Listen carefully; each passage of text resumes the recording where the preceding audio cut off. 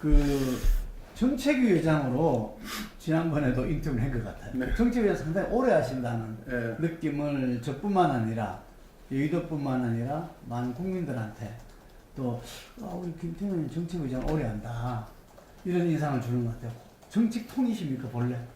글쎄요, 뭐 제가 어떻게 저를 이야기하겠습니까? 네. 정책 관련한 일들은 쭉 해왔었잖아요, 제가. 네, 그러니까 이제 재선 되면서 이제 상임위 그때 당시 교문이 네. 간사했었고, 그리고 또 정치개혁 특위 간사를 했었고, 네. 그리고 또 예결위 또 간사를 했었기 때문에 늘 정책과 관련한 활동들을 쭉 해오고 있었었죠. 네. 그러면서 이제 대선 끝나고 나서 바로 정책위 의장으로 임명받아서 지금 지금 2년 연속된 거죠. 예, 그러니까. 그다음 이제 당 대표까지 바뀌고도 계속 하고 있으니까 그러니까 오래 한다는 예, 거. 오래 하는 것으로 좀 보여질 수도 있습니다. 책임감을 느끼시겠네요. 잘하면 잘한 대로, 못하면 못하는 대로 다 크게 책임감을 가져야 되는 거죠. 왜냐하면 이제 집권당과 당과 정부와 청와대는 어쨌든 한 몸으로 국정을 운영해 온 것이기 때문에 잘했든 잘못했든 그것은 함께 책임져야 될 문제입니다. 그러면 이제 그 경제 정책의 한 주체로서 네. 그렇지만 또 정치인이라는 국회의원이라는 자리는 또 좀 다르잖아요. 공무원들하고는 좀 책임 있는 이 지금 평가를 하신다면 어떻습니까? 뭐 양쪽에 워낙 또 이렇게 이 보수 정당이나 언론은 심하게 이야기하잖아요. 무능하다고, 무능의 극치라고. 저는 뭐 그렇게 보지 저희들이 운영을 해서가 아니고 실제로 여러 가지 통계를 놓고 보면 그렇게 평가받을 일은 아닙니다. 그 부분을 좀 이렇게 구체적으로 이야기해 그러니까 지난 정부 9년간에 이제 여러 가지로 경제 정책의 실패가 있었고 그것을 구조적으로 바꾸어서 어떻게 보면 지속 가능한 성장을 이루고자라고 하는 게 이제 우리 문재인 정부의 큰 정책 기조인데요. 잘 아시다시피 공정 경제 기반화의 혁신 성장과 소득 주도 성장으로서 궁극적으로는 우리 사회가 우리 국가가 포용 국가로 가야 된다. 더불어 함께 잘 사는 사회로 발전해야 된다. 이게 이제 큰 흐름에 있어서의 우리 정책 방향 아니었겠습니까? 근데 이제 소득주도 성장에서 뭡니까 최저임금 인상 이걸 가지고 이제 주로 공격의 메뉴로 이제 삼고 있는 건데 소득주도 성장이라고 하는 것이 우리가 정책 과제로 만들고 발표하고 또 지금 실행하고 있는 그 소득주도 성장의 과제는 30개가 넘어요. 소득주도 최저임금은 그 중에 아주 극히 일부에 불과한 거거든요. 그래서 이 소득주도 성장이 또 우리나라만 하고 있는 것이 아니고 그 세계 각국이 다 지금 그렇게 하고 있지 않습니까? 이름은 조금씩 다르죠. ILO 같은 경우에는 뭐 임금주도 성장? 임금주도 성장이라면서 최경환 부총리 할 때 박근혜 때도 임금주도 성장을 말했잖아요. 그 ILO에서 그 개념이 있기 때문에 그렇습니다. 근데 우리나라는 워낙 자영업이 많기 때문에 그까지 또 확대를 해서 소득주도 성장의 개념으로 이렇게 만들어진 것이고요. 그 다음에 이제 여러 국제기구에서도 뭐 포용 성장도 이야기를 하고 있고요. 그래서 이름은 달리하지만은 지금 세계 거의 모든 나라들이 이게 우리 OECD 국가들이 그 저성장 그다음에 양극화가 심해진 이 상황 속에서 이걸 타개하기 위한 각국의 어떻게 보면 전략으로 소득주도 성장은 다 함께 지금 그 공유하고 있는 정책들인 거죠. 어찌 말하면 세계 경제의 흐름이네요. 네. 그러면 이제 소득주도 성장이 지금 뭐 실패했냐라고 보면은 전혀 그렇지가 않습니다. 몇 가지 통계를 조금 봐봐야 될 텐데 지금 명목 임금 상승률이 지금 한 5.7% 정도로 올랐거든요. 우리가 지금 물가 상승률이 거의 뭐 1%대이기 때문에 이건 상당히 올랐고 이게 임금이 상승했다라고 하는 것은 그만큼의 소비 여력을 지금 만들어내고 있는 거거든요. 그 다음에 가계소득의 전체 가구가 전년 대비 4.6% 올랐고, 그 다음에 근로자 가구의 경우, 임금 소득자들 경우에는 전년 대비 7.5%가 올랐어요. 그다음에 상용직 취업자 수, 그러니까 좋은 일자리 아닙니까? 상용직 취업자 수라고 하는 것은 이것도 한 30만 명대를 지금 유지를 하고 있고요. 노동 생산성도 2016년도 1.5%, 작년에 한 2.4%, 올해는 한 3.1%로 상승을 했단 말이죠. 이런 성과들이 있습니다. 그러니까 소득주도 성장이 이제 한편에서는 소득을 올리고 수입을 늘리고 또 한편에서는 가계 생활비, 생계비를 낮추고 또 한 축에서는 사회 안전망을 강화하고 이 정책들이 다 이렇게 믹싱된 거거든요. 이게 30가지가 넘는 겁니다. 이게 종합적으로 이제 어떻게 보면 작동을 할 때 실행이 될 때 효과가 본격적으로 나타나는 것이기 때문에 지금 이렇게 뭐 야당이나 또는 보수 언론에서 공격하듯이 그렇게 실패했다고 단정하는 것은 그건 제가 보기에는 단견이다 이렇게 봅니다. 그런 지적이 저는 있을 수 있다고 봅니다. 그러니까는 최저임금 인상이라고 하는 것이 우리 경제 성장에 맞추어서 이렇게 잘 상승을 해줬으면 인상이 돼 왔었으면 그렇게 한꺼번에 급격히 올리지 않았어도 됐었겠죠. 네, 그만큼 어떻게 보면은 최저임금이라고 하는 것은 정말로 그야말로 최저임금 아닙니까? 기본적으로 우리 국민들이 살아가야 될 최저임금을 규정하고 있는 건데 지금 우리가 어떻게 보면 경제 규모나 어떤 그 생활 수준이나 또는 뭐 GDP 규모나 이런 여러 가지로 놓고 봤을 때 정상적으로 인상되지 않음으로써 매우 낮은 수준에 멈춰 있었다. 그게 이제 새 정부 들어서서 상당한 폭으로 인상이 될 수밖에 없었던 건데요. 다만 이제 아까 지적하셨던 대로 이게 이 최저임금 인상의 어떻게 보면 부작용이라 그럴까 영향이랄까 이런 게 있을 수 있기 때문에 한쪽에서는 이에 대한 대비책들을 잘 만들고 이게 이제 함께 갔으면 좋았을 걸 하는 뭐 지적은 있을 수 있어요. 그러나 또 전혀 안 한 건 아니거든요. 그러니까 올해 우리가 지금 작년 올해 해서 특히 이제 소상공인 자영업자들이 제일 힘들다고 하는데 이 소상공인 자영업자와 관련한 정책들이 어저께 우리가 자영업 종합대책 발표한 거 말고 그 전에 한 것만 하더라도 한 134가지쯤이 됩니다. 어제는 이제 관련 업계하고 함께 TF를 만들어서 종합대책을 만들었던 거고 이따 뭐 추후에 또 좀 설명할 수 있을는지 모르겠는데요. 그래서 일자리 안정자금이나 EITC 대폭 확대나 이런 것들을 다 함께 지금 우리가 하고 있는 거거든요. 다만 그게 이제 본격적으로 시행이 내년에 시행되는 것들이 많아서 며칠 안 남았습니다만은 이런 보완책들이 함께 실행되고 또 시장에서 작동이 되면 최저임금 인상과 관련한 부분 문제들은 해소될 것이라고 저희들은 생각을 합니다. 얼마 전에 이제 발표했던 카드 수수료 인하만 하더라도 계산을 해보면 거의 한 7억 카드 매출 한 7억 7천만 원까지는 카드 수수료가 제로에 수렴되도록 설계가 되어 있거든요. 10억 구간도 한 2,300만 원 카드 수수료 내던 사람들이 한 400만 원 정도만 내면 되게 되었고요. 그 다음에 우대 수수료율도 30억 구간까지 우리가 확대를 해놨고, 그 다음에 동네에 보면 이제 박리담회하는 그 중소형 마트 있지 않습니까? 요 마트들도 어떻게든 수수료 부담에서 벗어날 수 있도록 되었습니다. 그러니까 그렇게 하니까 그 마트 사장님들이 그래요.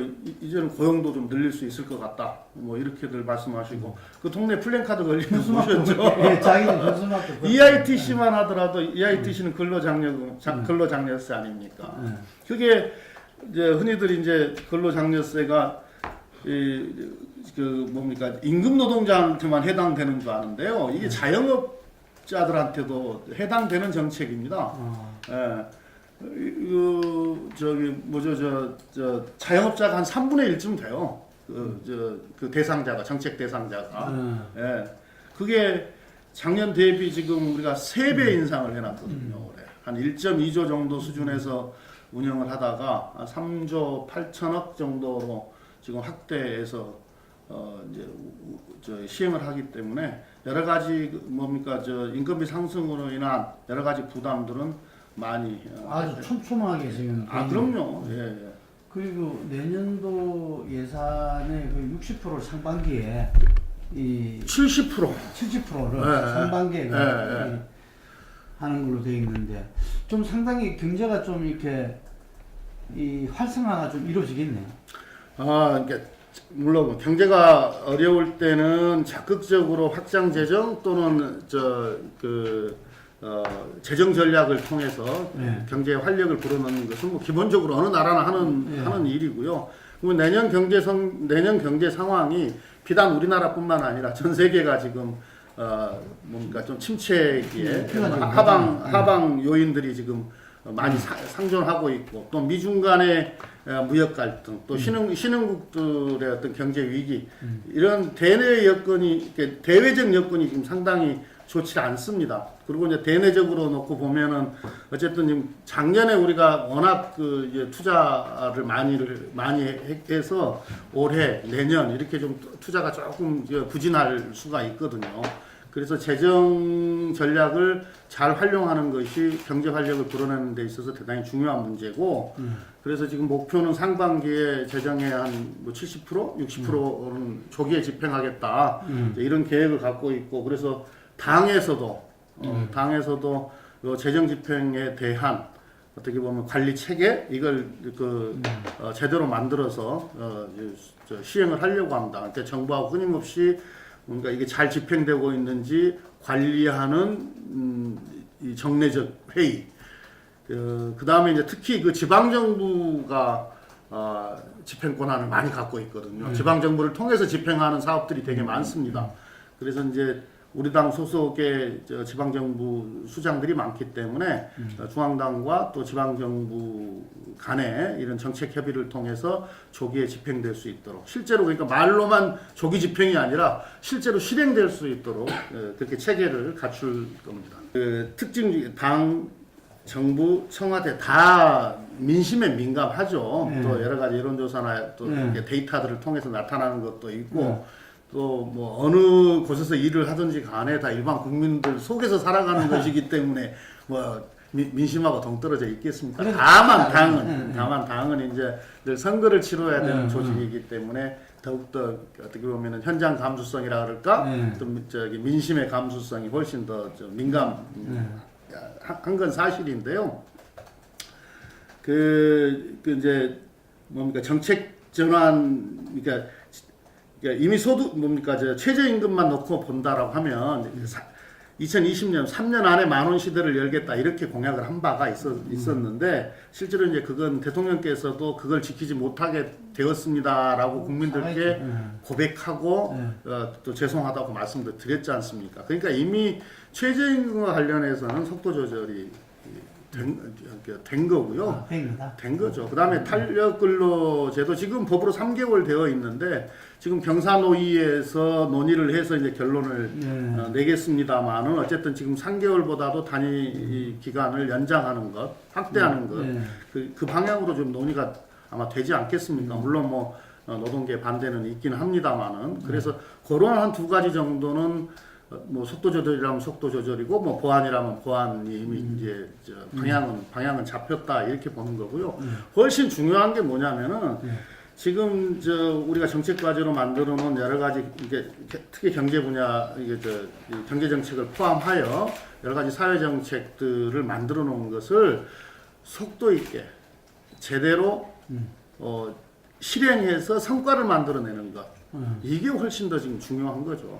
경제는 실물과 심리가 있는데요. 그러니까 그래서 뭐 경제는 심리다 뭐 이런 이야기도 있고 하지 않습니까? 그러니까 뭡니까 실물을 정확하게 평가하고 이게 반영된 심리가 이렇게 작용을 해야 되는데 우리 같은 경우에는 요 실물과 다르게 과도하게 이게 언론이나 야당의 또 과도한 프레임 짜기 또는 위기 조장 이것 때문에 심리까지 위축되는 경향이 없잖아 있어요. 이건 우리 경제에 활력을 불어넣는 데 있어서 전혀 도움이 되질 않습니다. 그러니까 예를 들면 우리가 소매물가 지수 같은 경우에도 뭐죠 그 우리가 그 소비 지수 예. 요거 좀 다시 할게요. 요거 그 심리 이야기하다가 있는데 그 다시 할게요. 우리가 내수 시장의 지표라고 할 수 있는 소매 판매 증가율 이게 지난해 1.9%였는데 올해 4.5%로 올랐거든요. 오, 그러니까 지금 전체적으로 놓고 보면 소비, 그 다음에 수출, 투자 이게 있는데 투자는 지금 좀 그 작년에 그 설비를 포함하여 많은 투자가 있기 때문에 조정기에 접어든 건 사실입니다. 그러나 이 소비와 수출 같은 경우는 아직은 견조함을 갖고 있거든요. 그러니까 지금 야당이나 뭐 일부 보수 언론에서 이야기한 것처럼 우리 경제가 마치 추락할 것처럼 이렇게 위기를 조장하는 것은 경제 활력을 우리가 불어넣는 데 있어서 또는 우리가 정상적인 대한민국 경제를 끌어가는 데 있어서 전혀 도움이 되질 않고요. 그 다음에 이제 부진한 투자 분야 같은 경우에도 지금 뭐 며칠 전에 이제 내년도 경제정책 방향에 대해서 발표가 있었습니다만은 투자를 지금 각 민간 기업들이 계획하고 있는 대형 투자, 대규모 투자들에 대해서는 적극적으로 지원을 할 생각이고요. 그 다음에 이제 그 제조 부흥을 위해서 스마트 산단이나 또는 스마트 공장 이런 것들을 확대하는 여러 가지 정책들을 펼 거고 또 재정 투입도 과감하게 하게 될 거기 때문에 투자에 있어서도 이렇게 어떤 정상적인 것들을 유지를 할 계획을 갖고 있습니다. 혁신 성장이라고 하는 것이 그러니까 대기업은 혁신 안 해도 되고 무슨 뭐 중견기업은 안 해도 되고 중소기업은 해야 되고 무슨 또는 창업 벤처만이 혁신 성장의 기본 취 이런 건 아니거든요. 그렇죠. 그러니까 모든 기업들이 또 모든 단계에서 혁신을 해야 살아남는 거죠. 우리가 인류사를 놓고 보더라도 혁신에 성공했던 시대에는 진화를 한 거고 진보를 한 거고요. 혁신에 실패했던 시대는 정체되거나 또는 퇴보를 했었죠. 국가도 마찬가지고 그 점에 있어서는 기업도 저는 마찬가지라고 봅니다. 그러면 이제 우리 대기업들은 대기업들 나름의 어떤 자기 체력을 가지고 어떤 혁신의 기운을 만들어내야 될 거고요. 그 다음에 뭐 중견기업은 또 역시 마찬가지일 텐데. 근데 이제 중요한 게 뭐냐면은 이제 아까 이제 벤처 창업 말씀하셨는데 어쨌든 혁신적인 아이디어 또는 신기술을 갖고 있는 많은 인재들이 창업 전선에 뛰어들어야죠. 그러니까 이 스타트업이 활성화되려면은 사람이 있어야 되고, 그 다음에 기술을 포함한 아이디어가 있어야 될 거고요. 그 다음에 이제 또 금융이 있어야 될 거 아닙니까? 그 다음에 창업만 해놓고는 하면 뭐 하겠습니까? 한 3, 4년 지나면은 죽음의 늪이 기다리고 있는 거거든요. 그러니까 요 계곡을 넘어줘야 돼요. 계곡을. 이게 요 스케일업 단계에서는 역시 또 제일 중요한 게 역시 자본 조달 아니겠습니까? 그 다음에 또 일정 단계에 가면은 회수를 해야 될 거 아닙니까? 이걸 상장을 해서 회수를 하는 방식도 있을 것이고 또는 그 기술을 M&A에서 회수를 하는 방식도 있을 것이고요. 이 생태계를 잘 구축해 주는 것이 너무 필요한 건데 그러면은 이제 어쨌든 신기술이나 신산업이 시장에 들어오기 위해서는 실증되기 위해서는 규제 혁신이 무엇보다도 중요하죠. 규제가 다 나쁜 건 아니고 그 시대에 또는 그 시대에 필요한 규제 완화 또는 규제 혁신 이게 이제 필요한 건데 그래서 올해 이제 우리가 역점적으로 샌드박스 관련한 규제 혁신 5법을 지금 이제 만들었고 지금 4개가 통과됐고 하나는 지금 상임위 계류 중인데 소위를 통과됐기 때문에 앞으로 이제 국회가 돌아만 가면 그 상임위가 돌아만 가면은 아마 이제 규제 혁신 5법은 다 통과가 될 것 같습니다. 그러면은 대체적으로 신기술에 기반한 어떤 신산업 이건 우리나라에서 좀 상당히 예전하고 다르게 활발하게 뭐 좀 이렇게 전개가 좀 될 수 있을 거라고 보여지고요. 이게 관문에 해당하는 규제 역시는 지금 상당한 성과를 거두었다. 다만 아직도 이제 많은 규제들이 있는데 이 필요한 규제와 필요 없는 규제들을 잘 구분을 해서 적극적으로 이 필요 없는 규제들을 혁파하고 혁신하는 노력들 이건 뭐 당연히 해야 될 일이고요. 그 다음에 이제 우리가 아까 금융 말씀하셨는데 어쨌든 요 실물이 있고 또 금융이 있는 거거든요. 그러니까 우리가 여러 가지 산업 정책을 만들더라도 요 산업 정책에 금융이 함께 가지 않으면 윤활유가 없는 거하고 똑같은 거, 없는 거하고 똑같은 거 아니겠습니까? 그러면 이제 우리가 금융 분야를 놓고 보면 일반 은행들이 안전성만을 추구하면서 이게 이제 IMF 이후에 그렇게 된 건데 또 2008년 금융위기 이후에 이렇게 된 건데 안정성만을 추구를 하면서 예대 마진에 입각한 매우 보수적 운영 이걸 이제 해왔고 그러니까 그만큼 우리가 기술 자본, 모험 자본의 양이 작다 이런 거 아닙니까? 그래서 이걸 키워야 되는 거고요. 모험 자본이나 기술 자본의 양을 키워야 되는 거고. 근데 이게 양만 있다 그래가지고 어디다가 투자를 해야 될지를 모르면 안 되는 거 아닙니까? 그러면 산업을 보는 눈이 있어야 될 거 아니에요. 그게 그 중에 핵심이 이제 기술을 평가하는 역량, 이게 기술 평가 역량을 갖춰야죠.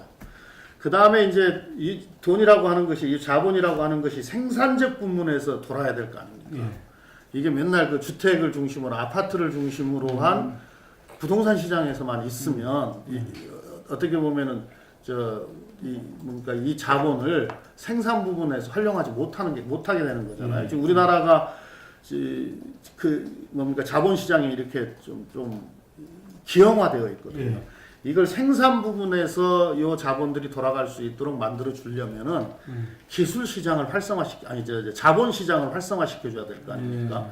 그래서 이 자본 시장 활성화를 위하여 얼마 전에 이제 우리 당과 금융위가 함께 작업을 해서 발표한 게 있지 않습니까? 이게 2009년 이후에 가장 획기적인 안을 발표를 한 건데요. 뭐 사모펀드 활성화부터 포함해서 그 다음에 제가 좀 당에다가 최은열 의원을 중심으로 해가지고 자본시장 활성화 특위를 만들었어요. 요 혁신성장의 생태계를 만드는 데 있어서 아주 중요한 금융혁신을 위해서. 그래서 지금 그 팀에서 여러 전문가들이 지금 모여가지고 금융위와 함께 자본시장을 활성화하기 위한 여러 가지 지금 작업들을 지금 하고 있는 중입니다. 조금 과감하게 획기적으로 이 방안들은 좀 만들어낼 생각이고요. 그 다음에 이제 또 하나 투자융자 말한 기술 그러니까 이제 방향으로 이렇게 대출이 아니고 투자. 자기들이 대출이 아니고 분석해서 투자를 활성화하는 방향으로 어떻게 보면 자본시장을 만들어 줘야 되고 그 다음에 이제 우리 주식시장만 놓고 아니 그게 이 옛날부터 적지당하신 말씀인데 실제 그 일선에서는 전혀 이루어지지 못하고 있잖아요. 이게 일반 은행이 그래요. 일반 은행이 그러는데 이게 일반 은행을 지금 일반 은행들의 어떻게 보면 금융 운영의 시스템을 가지고 그걸 전부 다 그렇게 돌려서 해라라고 하는 건 무리가 있죠. 왜냐하면 은행은 다 남의 돈이니까 어쨌든 안정성도 추구를 해야 되는 거죠. 그러니까 그 은행의 전체적으로 은행이 갖고 있는 운영 자본 중에 상당한 몫을 이렇게 기술 투자로 좀 돌려줘야 될 것 같고요. 그 다음에 시중에 지금 우리가 1100조가 넘는 유동자금이 있어요. 이 1100조가 넘는 유동자금, 이 유동자금들이 주택을 중심으로 한 부동산 시장에서만 놀지 말고 거기서만 놀게 할 게 아니고 자본시장을 활성화해서 요 생산적 분야, 요 기술 분야로 들어올 수 있도록 해줘야 된다라는 그런 거죠. 그러려면 여기도 막 거래가 활발하게 일어나고 또 그런 과정을 통해서 수익도 나야 유동자금들이 생산적 부분으로 들어오지 않겠습니까? 그다음에 이제 우리가 주식시장이 전 세계 똑같이 평가하는 건데 우리가 지금 저평가되어 있거든요. 우리 주식시장이. 근데 이제 이렇게 자본시장을 활성화하다 보면 또 우리 주식시장도 좀 정당하게 평가를 받을 수 있을 거라고 보여집니다. 그다음에 이제 회수의 문제인데요. 미국의 실리콘밸리 같은 경우를 보면은 상장을 통해서 회수하는 경우는 이 스타트업 기업이 스케일업 단계를 지나서 회수를 하는데 상장을 통해서 하는 것보다는 M&A를 통해서 회수하는 게 훨씬 비중이 높거든요. 근데 우리나라는 요 M&A 시장이 활성화되어 있지 못하고 또는 공정하지 못하고 이러기 때문에 상장을 통해서 회수하는 비중이 거의 90% 이상 돼요. 뭡니까 좋은 기술을 만들어서 다른 기술들과 연결이 돼서 훨씬 더 좋은 어떤 가치를 만들어낼 수 있다고 한다라면 얼른 M&A 하고 그 다음에 그렇게 만들어진 자본을 가지고 또 새로운 기술을 개발하고 이게 훨씬 더 생산적이지 않습니까? 근데 우리나라는 대기업이 중소기업들 기술 탈취해 버리고 그 다음에 정당하게 가격 평가해 주지 않고 이름으로써 요 기술 시장, 요 M&A 시장이 공정성에 기반하여서 활성화되어 있지 못하거든요. 이 시장도 제대로 만들어줄 필요가 있고요. 그래서 이 혁신성장과 관련해서는 요 인프라, 생태계를 잘 구축해주는 게 필요하다. 우리가 지금 우리 정부가 하는 정책은 다 여기에 초점이 맞춰져 있다 이렇게 보시면 됩니다. 그러니까 참여정부 때까지 어떻게 보면은 그런 사회적 대화 기구가 좀 굴러갔었고 또 나름 성과를 냈었는데 이명박 정부 들어서서 이제 그게 노동계가 불참하고 이러면서 이 사회적인 대화가 이루어지지 않았죠. 사회적 대화가 이루어지지 않으니까 당연히 사회적 대타협이 제대로 될 리가 없는 거죠. 우리나라가 지금 올해 이제 3만 불 시대에 접어들었지 않습니까? 3만 1,000불 정도 될 것 같다고 그러는데 1인당 GDP가 그럼 전 세계 3만 불 시대에 접어든 나라들을 보면 다 이 3만 불의 계곡이 있어요. 어느 나라든지. 그러면 요 3만 불의 계곡을 넘어서서 4만 불, 5만 불로 이렇게 성장 발전했던 나라들은 다 사회적 대타협에 성공했던 나라들입니다. 그러지 못했던 나라들이 다 정체되거나 퇴보를 했었죠. 여기 중요한 게 사회적 대타협이 하나가 있는 거고 그 다음에 혁신이 하나가 있는 거죠. 혁신에 성공했던 나라들이 이 3만 불의 계획을 넘어서고 성공하지 못한 나라들은 계곡에 빠져가지고 허우적대고 딱 지금 우리가 그 시점에 와 있는 겁니다. 아까 말씀하신 게 혁신이에요. 그래서 이 사회적 대타협은 너무 지금 우리 시대에 있어서 피할 수 없는 과제거든요. 우리 산업 분야만 놓고 보더라도 신산업이 들어오는데 기존 산업이 있지 않습니까? 또 기존 산업에 있어서의 종사자들이 있고 그러면 이게 충돌이 됐을 경우에 어떻게 보면 사회적 대타협을 통한 상생의 방안을 만들지 못하면 이 갈등은 계속 증폭이 되는데 지금 카풀 택시 그렇죠. 그러니까 기존 산업은 기존 산업대로 어려워져 가는 거고 시대의 흐름이 있는 거기 때문에 신산업은 신산업대로 들어오지 못해서 어떻게 보면 한 사회가 질곡에 빠져버릴 수 있는 거거든요. 근데 이제 어쨌든 2009년 이후에 지금 물론 몇 년, 그 한 10년 만에 지금 9년 만에 출범을 하는 거 아닙니까? 요 사회적 대화 기구가. 근데 기존에는 이제 노사정 이렇게 되어 있었던 게 조금 더 이해 당사자들이 광범위하게 참여하는 구조가 되어 있잖아요. 청년, 여성, 비정규직, 그 다음에 중견기업, 중소상공인까지 대기업뿐만이 아니라. 그러니까 다 자기 이제 비슷한 것도 있지만 또 각기 다른 이해관계들이 있는 건데 다 이 한 테이블 위에서 요 대화 기구에서 어떻게 보면은 자기 주장들을 하고 또 자기 이해관계들을 대변하고 하면서 공통 분모들을 찾고 합의 가능한 접점들을 찾게 되면 사회적 대화 기구로서의 어떤 기본 틀 이건 갖추게 되는 건데 지금 이제 그 노사정이 산하에 여러 가지 사회적 대화 기구들이 만들어지는 거거든요. 이렇게 과제 중심으로 예를 들면 근로시간과 관련한 부분들, 그 다음에 국민연금 개편과 관련한 것들, 그 다음에 ILO 협약 비준을 포함한 노사관계 제도 개선과 관련한 것들. 이게 다 이제 사회적 대화와 타협이 필요한 분야들입니다. 그래서 이게 이제 어떻게 보면 우리 사회가 직면하고 있는 어떤 과제 또는 위기 이걸 극복할 수 있는 필수적인 과정이다 이렇게 봐야 되고 우리 전 사회가 이 사회적 대화가 성공할 수 있도록 적극적으로 지원하고 참여하고 이제 저는 그게 필요할 거라고 보여지고요. 지금 정부나 우리 당은 요 사회적 대화 기구를 성공시키기 위해서 사력을 다할 겁니다. 그다음에 이제 민주노총 관련해서 말씀을 하셨는데 좀 아쉬운 게 있어요. 아니 민주노총에서 요구하는 것을 100을 요구하면 어떻게 100을 다 들어줄 수가 있습니까? 어떤 정부가 100을 다 들어줄 수 있겠습니까? 저는 민주노총이 만든 당이라고 하더라도 민주노총에서 주장하는 것을 다 들어줄 수 없다고 봐요. 정부라고 하는 것은 그런 거니까요. 근데 이제 우리가 지금 우리 정부 들어서서 우리가 뭡니까 그 재계에 뭐 어떤 막 거센 반발이 있는데도 불구하고 유급 휴일을 근로시간에 포함시키고 그 다음에 저기 뭡니까 근로시간 52시간 제도도 시행을 하고 그 다음에 비정규직 정규직으로 전환하고 아직은 뭐 미진한 부분이 있긴 있습니다만 여러 가지를 지금 하고 있지 않습니까? 현재 시점에서 할 수 있는 일들은 다 하고 있잖아요. 노동 존중을 하고 있죠. 예. 그러면은 아니 이 정도의 수준의 정부하고도 대화를 못 한다고 하면 그럼 도대체 어느 정도 수준의 정부하고 대화를 할 거냐? 우리 사회 구성으로 민주노총만 있는 게 아닌데. 그러니까. 예. 거기서 지도부는 충분히 아는데 그 표결에서 이렇게 밀린다고 그러더라고요. 그래서 민주노총도 저는 사회적 대화 기구에 참여를 빨리 해서 어떻게든 그 토론하고 또 합의 지점들을 찾아내는 것이 우리 사회가 한 단계 더 성숙해지고 또 한 단계 더 발전하는 데 있어서 반드시 필요할 거라고 봅니다. 당은 이게 어떤 역할을 할 수가 있죠?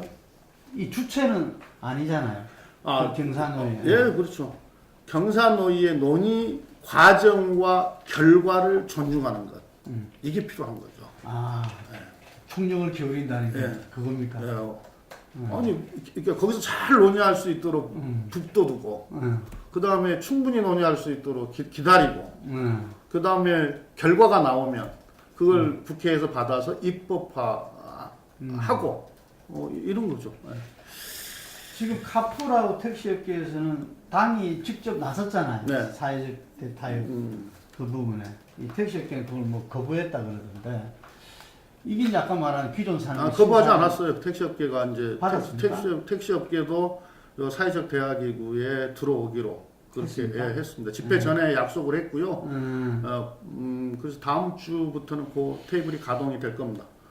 그 집회 때 기사를 보면은 전현희 TF 위원장이 막 야유를 받고 지도부하고 나경원 대표가 뭐 완전히 이게 뭐야 되게 한호를 받고 무책임하게 선동하는 정치는 별로 좋은 정치 아닙니다. 나경원 대표의 발언도 보면 무슨 뭐 택시만 무조건 뭐 보호하겠습니다 이렇게 이야기한 것 같지는 않던데 아무튼 뭐 현장 분위기가 그랬겠죠. 근데 이제 아까도 말씀드렸지만은 뭐 평가야 많이 있는데 어쨌든 이제 신산업 분야가 하나가 들어오고 있는 거고 택시라고 하는 이제 기존 산업이 있고 요 26만이라고 하는 종사자가 있는 산업 아닙니까? 신산업이 들어온다 그래갖고 기존 산업을 붕괴시키거나 또는 그로 인하여 그 종사자들 또 그 가족들이 실업 상태에 빠지거나 또는 고통을 겪게 되면 그것 또한 바람직스러운 건 아니지 않습니까? 어떻게든 상생의 방안을 찾아야 되는 건데 저희들이 지금 목표로 하고 있는 것은 이렇습니다. 최소한 지금 택시 종사자들의 수입과 근로 여건이 지금보다는 낫게 만든다.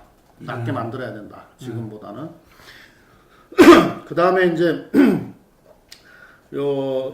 뭡니까 이 플랫폼 공유 플랫폼 요 산업에서 얻으려고 하는 목표. 그게 이제 보면은 하나는 데이터고 빅데이터고 또 하나는 또 수입이거든요. 요 두 가지도 어떻게든 만들어주고 물론 뭐 수입은 조금 덜할지는 모르겠지만 이게 이제 앞으로 여러 가지 우리가 전개될 뭐 산업의 전개 방향 이런 것들을 놓고 보면은 또 산업에서 필요한 데이터도 있거든요. 이것을 획득하는 것, 확보하는 것이 필요하다라고 하는 거거든요. 지금 그쪽에서는 카프로를 하겠다라고 하는 쪽에서는 이것도 이루어지게 하고 아까 말씀드렸던 택시의 어떤 노동 조건도 개선하고 수입도 좀 늘리는 방향에서 지금보다는 나빠지지 않게 하는 방향에서 상생의 방안을 찾겠다라는 게 저희들의 목표입니다. 이제 참 아픈 부분인데요. 그 부분은 일자리는 최고의 복지입니다. 네, 일자리를 늘리는 것은 비단 그 문재인 정부뿐만이 아니라 어느 정권이든 어느 정부든 해야 될 그건 최고의 목표가 되고요. 앞으로도 그건 뭐 계속될 일이죠.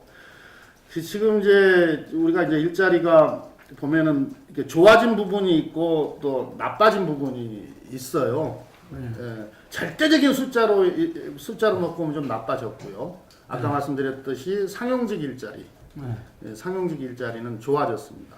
좋은 일자리는 좋아졌다는 얘기입니다. 근데 이제 보면은 일자리를 아무래도 이제 우리 산업 구조에서 일자리를 많이 만들어냈던 분야가 이제 제조 분야였는데 아시다시피 조선 산업을 제때에 대응하지 못함으로써 이제 구조조정이 지금 생겼지 않습니까? 조선업에서 여기가 일자리가 많은 데거든요. 그 다음에 또 한 분야가 자동차 부문이 일자리를 많이 만들어내는데 이게 전후방 효과가 큰 데기 때문에 부품 수가 워낙 많잖아요. 근데 이제 완성차가 잘 안 되니까 부품까지 어려워지면서 일자리가 조금 제조업 분야에서는 거기서 조금 어려움이 생겨서 얼마 전에 이제 그 두 분야와 관련한 어떤 육성 정책에 대해서 이제 발표를 하기도 했습니다만은 그러니까 이제 제조업 육성을 통해서 만들어내는 일자리를 많이 만들어내야 될 거고요. 그 다음에는 서비스 산업, 서비스 산업을 활성화시켜서 여기가 이제 일자리가 아주 많이 있습니다. 관광을 중심으로 한 서비스 산업이 있고 그 다음에 또 사회적 서비스가 우리가 많이 모자라는 나라입니다.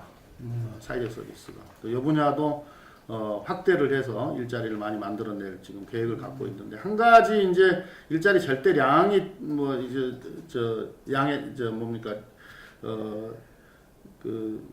만들어지는 양이 좀 작아졌다라고 하는 것은 인구 구조가 영향이 아주 큽니다. 인구 구조가.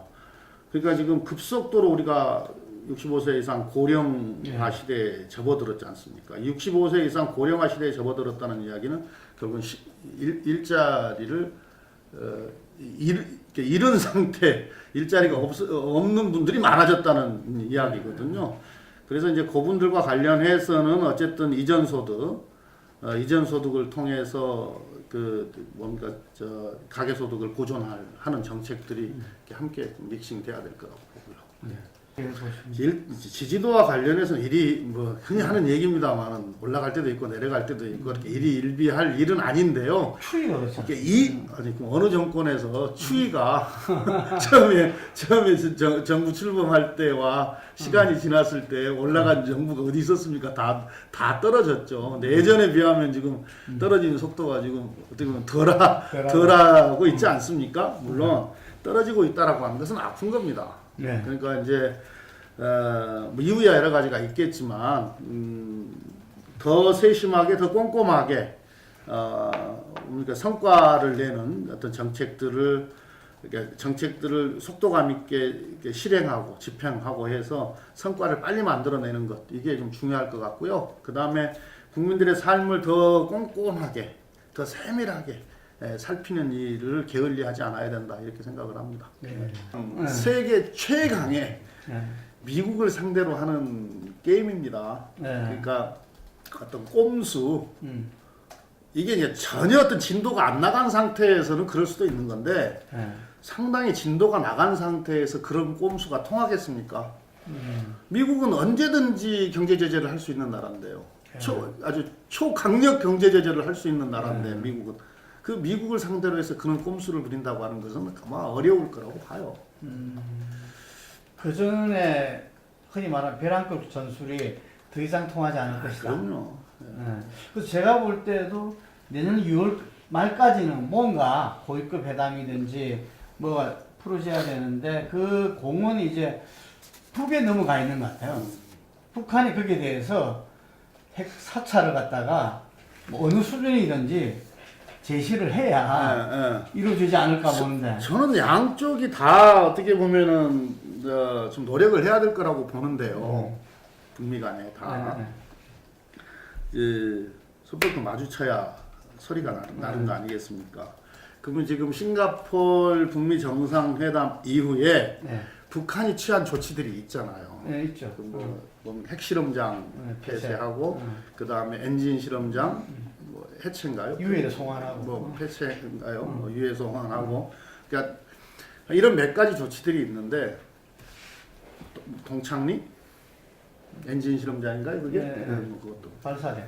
발사대 그것도 해체하고 몇 가지가 있는데 미국이 한 조치는 훈련 아닙니까? 훈련 안 하거나 뭐 축소하거나 뭐 이런 거 아닙니까? 그게 아직은 이제 북한에서는 좀 너무하는 거 아니냐 이렇게 좀 볼멘 소리를 하는 거죠. 14 정상회담 기념식 하러 평양을 갔어요. 그래서 거기 이제 고위 관계자를 만났는데 그때 11년 전에도 가서 이제 만났던 사람이니까 만났는데 이렇게 이야기를 해요. 아니 우리가 먹을 거 못 먹고 입을 거 못 입고 여기까지 왔는데 이걸 다 날로 내놓으라면 우리가 어떻게 내놓습니까 이래요. 김성애 실장 뭐 통전부 전략실장 김성애 맞지? 김성애 실장이 그런 얘기를 해요. 그러니까 저는 물론 이제 빨리 그 북미 정상회담은 빨리 열려야 된다고 봐요. 뭐 1월 늦어도 뭐 1, 2월 안에는 이렇게 열려야 될 거라고 보고 그 다음에 이제 그 전에 이제 빨리 실무회담 개최를 해야 될 텐데 저는 미국도 조금 뭡니까 좀 상응하는 조치를 취해줬으면 좋겠어요. 예컨대 최소한 남북 경제교류 협력사 이런 정도는 열어줄 수 있는 거 아닙니까? 미국도. 미국은 언제든지 초강력 경제 제재 조치를 취할 수 있는 나라니까. 요만큼이라도 열어줄 수 있는 거 아닙니까? 그러면서 북한이 더 비핵화에 대한 이행을 더 속도감 있게 할 수 있도록 그렇게 유인하는 거. 상응 조치의 구체적 안 처음 나온 것 같은데. 남북 경제 협력 사업은 열어주라. 열어줘야 되는 거죠. 언제든지 그건 할 수 있는 거죠. 아니다고 싶으면. 아니 그러니까 미국이 하는 국제 제재 자체가 어떻게 보면 북한으로서는 힘겹잖아요. 그건 언제든지 그건 풀지 않고 그 힘겨운 상태는 계속 갈 수 있는 거 아닙니까? 그다음에 더 강한 조치도 취할 수 있는 거 아닙니까? 그러면 최소한 남북 경제 교류 협력 사업 이런 정도는 열어줘야 되는 거죠. 그렇게 해서 어떻게 보면 신뢰를 더 높여가는 속에서 북미 관계도 정상화되고 뭐 어떻게 보면 비핵화도 이렇게 이루어지고. 그게 지금 이야기하시는 거죠. 지금 미국이 할 수 있는 게 그런 거다. 그 전에 북한이 한 거에 비하면은 요 정도는 할 수 있는 거 아니냐. 정상회담 때는 다른 차원이죠. 그럼요. 그때는 뭐 또 훨씬 더 속도가 나갈 수가 있겠죠. 왜냐면 아까 저 질문이 지금 약간 좀 북미 간에 좀 뭐 협상이 좀 고착 상태에 빠진 거 아니냐 해서 이제 드리는 말씀이고, 그 다음에 이제 비건이 이번에 왔을 때, 북한 여행 자유. 그러니까 이제 인도적 지원 열고, 그 다음에 그 인도적 지원을 위해서 그 왕래하는, 방문하는 거, 그건 허용할 수 있겠다. 조금 미국도 이제 조금 문을 열기 시작한 것 같아요. 꽉 잠궈 놓고 있다가. 트럼프가 2월 말까지 뭘 해야 되겠다. 그래서 그런 또 미국의 그런 신호가 있으니, 북한도 또 좀 응답하는 게 좋을 것 같고요. 그런데 이제 하나는 이제 우리가 판문점 선언이나 평양 남북 정상회담을 통한 여러 가지 합의들은 지금 잘 이행되고 있어요. 남북 간에는 잘 이행이 되고 있는 거죠. 군사 협력 분야에 있어서 그 지금 GP 그 폭파한 거, 네. 그 다음에 또 여러 가지 그 뭐 산림이나 뭐 여러 뭐 그 합의했던 사항들도 지금 이행이 되고 있고, 그 다음에 그 도로 경의선하고 예, 그 다음에 이제 남북 철도 연결을 위해서 가서 이제 무려 18일간이나 그 속사를 북한의 속사를 다 들여다본 거거든요. 18일간이나 가서 이제 조사하고 26일 날 지금 착공식 한다는 거 아니겠습니까? 그다음에 JSA 안에서 자유왕래할 수 있는 여러 가지 지금 이것도 지금 함께 만들고 있는 중이고요. 의장님이 그다음에 볼 때는 완전한 핵 폐기를 하겠다는 것이 좀 진정으로 이렇게 받아들여진다 이 말입니다. 그게 안 되면, 그러니까 그게 안 되면은 지금 김정은 위원장이 하려고 하는 일을 할 수가 없는 거예요. 이게 그 핵심 슬로건이 바뀌었던데 평양 가보니까 과학으로 비약하고 교육으로 미래를 담보하자 이렇게 되어 있어요. 그러니까 경제 발전, 그다음에 또 과학이나 어떤 교육을 통한 어떤 북한 사회의 획기적 발전, 뭐 이런 구상을 김정은 위원장이 하고 있는데 핵을 갖고 미국이라고 하는 초강대국을 상대로 해서 핵 폐기를 안 하고서 그 계획이 이루어지겠냐고요. 문재인 대통령께서 당의 대표를 하실 때 제가 정개특위 간사를 했어요. 그래서 당시 대표이셨던 대통령님 모시고 당시 한나라당 대표였던 김무성 대표하고 협상하는 자리에 제가 꼭 있었습니다.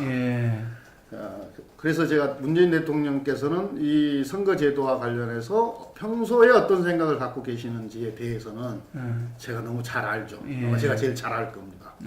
비례성 강화, 지역구도 지역 대표선, 지역구도 해소, 비례성 강화는 확고한 신념이셔요. 그래서 김무성 대표한테 계속 연동형 비례, 권역별 연동형 비례를 계속 말씀을 하셨던 겁니다. 하다못해 그래서 근데 이제 비례대표 의석수가 안 늘어나니까 그때 한나라당에서 의석수 절대 못 늘린다 하니까 비례대표 숫자가 작은 거 아니에요. 그래서 그러면은 연동형과 석패율제라도 함께 해서 이 두 가지 목표를 좀 이뤄보자. 제한된 범위이긴 하지만 줄기차게 요구하고 심지어는 그때 이제 김무성 대표가 국회 선진화법이 만악의 근원이라고 하여튼 날마다 말씀하셨던 때예요. 그래서 늘 국회 선진화법 개정해 달라고 자기들이 야당 되니까 그 쏙 들어가 버렸던데 그때 본인들이 여당일 때 날마다 이야기했던 거예요. 안 집은 이야기했던 겁니다. 그거 개정해 달라고. 그럼 그거 개정해 줄게. 요 비례성 강화하고 지역구도 완화할 수 있는 선거제도 받아라. 이렇게까지 주장을 하셨었어요. 그 현장에 제가 있었고요. 그거 못 하겠다고 한 세력이 지금 자유한국당입니다. 당시 김무성 대표가 할 것처럼 했어요. 근데 나가서 1시간 만에 돌아오더니 아마 그때 당시에 이제 박근혜 청와대하고 지침을 받은 것 같은데 안 된다고 이러고 결론 내갖고 이랬던 겁니다. 한 석이라도 손해 보는 것은 못 하겠다 이거였었어요 당시 그게요. 근데 이제 선거제도라고 하는 것이 뭐 민주당이 적극적이냐 아니냐 저는 그렇게 의심할 필요 없다고 봐요. 우리는 우리 공약대로 하고 있는 겁니다 지금. 국민께 약속했던 대로 하고 있는 겁니다. 다만 이제 어느 나라든지 선거제도라고 하는 것이 다 역사성이 있고 그 정치 현실이 있는 거 아닙니까? 정치 현실이. 그러니까 우리나라에 맞는 어떻게 보면 연동형 비례대표제를 어떻게 만들어 볼 것인가 이 논의를 지금 정개특위에서 하고 있는 거 아니에요. 하자는 거 아닙니까? 그 정개특위에서 적극적으로 논의를 해서 좋은 안을 만들기를 저는 희망하고요. 그 다음에 우리 당에서는 이미 당 대표도 그렇고 윤호중 총책임지고 있는 윤호중 총장도 그렇고 그 연동 비례성이 강화되는 방향에서 선거법 개정에 동의하고 적극적으로 협상하겠다 이렇게 지금 이야기를 하고 있는 거고. 거기서 국회의원 정수 확대 예. 찬성 반대. 그러니까 두 가지가 있는 겁니다. 그러니까 이제 연동형 비례를 하려면은 매우 제한된 범위에서 하려면은 비례대표 숫자가 좀 작아도 할 수는 있어요. 못 하는 건 아닙니다. 그런데 이제 어떻게 보면은 제대로 하려면은 적정 숫자의 비례대표 숫자가 필요한 거 아닙니까? 그러면 의원 정수를 두 가지 방법이 있는 거 아니에요. 의원 정수를 늘려서 비례대표를 늘리는 방법 하나, 지역구를 줄여서 비례의 적정수를 확보하는 방안 하나, 두 가지가 있는 거 아닙니까? 두 가지가 있는 거 아닙니까? 근데 하나는 국민한테 맡겨 있고, 뒤는 어떻게 보면 의원들이 좋아하지 않을 아닌데, 1차적으로는 그러니까 요 의원 정수를 늘리는 것을 논의하기 전에 1차적으로는 국민들이 더 원하는 어떻게 보면 국회의원들의 기득권을 내려놓는 가장 확실한 방법은 지역구를 줄이는 거 아닙니까? 이걸 먼저 논의를 해야죠. 국회의원 수를 줄이려면 아니 지역구를 줄여서 지역구를 줄이려면 뭐 중대선거구제 아닙니다. 아니 소선거구제를 갖고도 얼마든지 줄일 수 있는 거니까요. 중대선거구제는 그거 하는 나라가 어디가 있답니까? 그 가장 저 선거제도 중에서 가장 안 좋은 제도죠. 열린우리당 때 기억나십니까? 예. 네. 그때 하여튼 눈만 대통령 지지율 떨어지니까 하여튼 뭐 날만 새면 그냥 뭐 청와대한테 치받고 뭐 정부 욕하고 그런 세월이 있었어요. 의장도 계속 바뀌었죠. 네. 그래서 그때 우리 열린우리당이 잘 됐나요? 그러니까 이런 거죠. 당 정청은 한 몸이거든요. 아까 말씀드렸듯이.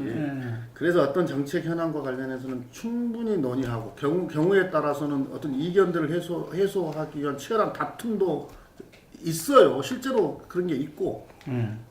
아니 의견이 다르면 처한 위치에서 의견이 다르면 그건 치열하게 논쟁해야 되는 거죠. 그걸 밖으로 표출할 이유는 없잖아요. 그러니까 내부에서 이루어지는 일을 바깥에서는 그렇게 치열하게 논쟁되고 있는 것을 모르는 경우에는 뭐 아무 얘기도 안 하는 거 아니냐라고 볼 수도 있으나 아주 치열한 논쟁들은 늘 있다. 노무현 재단 이사장을 받은 것은 어쨌든 유시민 장관이 노무현 대통령을 너무너무 존경하잖아요. 너무너무 존경하니까 그 유지를 받드는 재단 책임을 맡아달라고 하는 권유를 뿌리칠 수 없으셨을 거고요. 그래서 받은 것일 겁니다. 그거하고 정치권 재진입을 연결시키는 것은 조금 모르겠습니다만은 좀 상관관계가 좀 떨어지는 일인 것 같고 그 다음에 지지도와 관련해서는 뭐 현재 지지도가 나온다면은 그것도 뭐 현재 민심을 반영하고 있는 거겠죠. 그 다음에 또 우리 당의 입장에서 놓고 보면 뭐 후보 풀이 넓어지는 것은 나쁜 일이 아닌 거고요. 뭐 그건 좋은 일이고요. 다만 지금 앞으로도 대선이 3년 반이나 남았잖아요. 그러니까 지금 조사가 뭔 의미가 있겠습니까? 촛불에 워낙 많은 국민들께서 참여를 하셨고 워낙 다양한 요구가 있으셨거든요. 그래서 이제 또 그 다양한 분야에서의 집중되는 요구 수준에 따라서는 우리 정부가 조금 미진하다, 모자라다 이렇게 평가하시는 부분도 있을 수 있는데요. 최대한 어떻게 공통 분모를 찾아본다라면은 공정한 사회를 만들어 달라고 하는 거 아닙니까? 공정한 사회를 만들어 달라. 요 기대에는 어긋남이 없도록 최선을 다하겠고요. 뿐만 아니라 우리 사회가 조금 더 이렇게 포용이 있는 그런 사회, 포용 국가로의 국가 비전이 실현될 수 있는 어떤 다양한 정책 수단들을 실력 있게 잘 집행을 해서 성과가 나도록 그렇게 하겠습니다.